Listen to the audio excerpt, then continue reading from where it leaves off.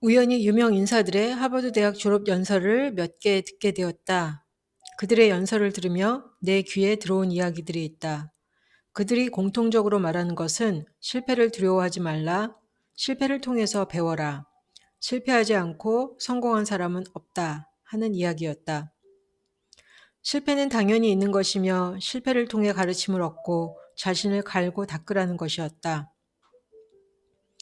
하버드 졸업식 연사들은 실패를 편안하게 느끼고 실패를 피할 것이 아니라 실패를 있는 그대로 인정하고 그 자리에서 다시 시작하고 배우는 계기를 삼는 것이 그들의 성공의 디딤돌이었다 말하여 했다.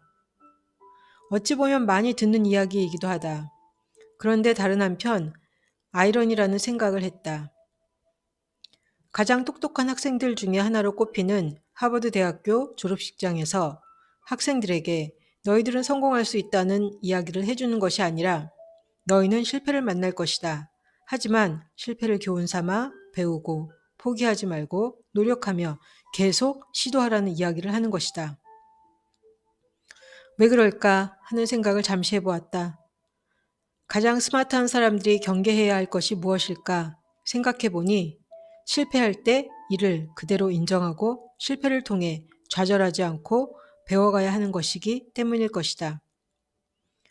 자신이 똑똑하다고 생각하는 사람은 실패를 대면할 용기를 갖기 어려울 수 있다.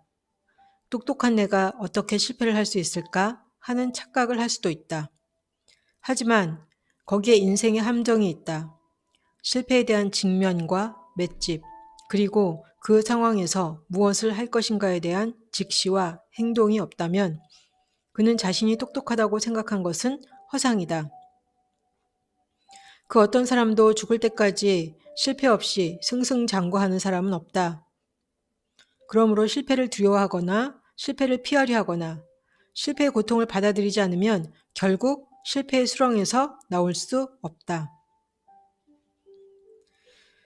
이번 코로나 사태에 대한 우리나라 대응을 보면서 우리나라는 세월호와 메르스 때 비싼 대가를 치르고 그래도 많은 것을 배웠고 그 결과가 이번 코로나 사태 때 선방하는 결과를 내고 있는 것을 보게 되었다.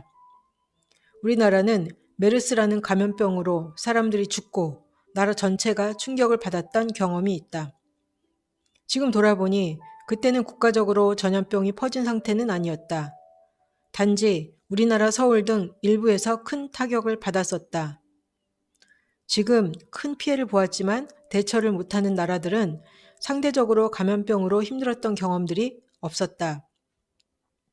어찌 보면 메르스 때 우리나라는 코로나 예방주사를 맞은 것 같다. 실패를 비판만 하거나 두려워할 필요가 없다는 것이 이번에 크게 와닿는다. 실패를 통해 자성하고 배우고 돌이키면 그 다음에는 동일한 실패를 하지는 않는다. 우리 삶에 실패나 어려움이 왔을 때 새로운 도약을 위한 준비 과정으로 삼고 열심히 공부하는 시간으로 삼으면 된다는 생각이 큰 위안을 준다.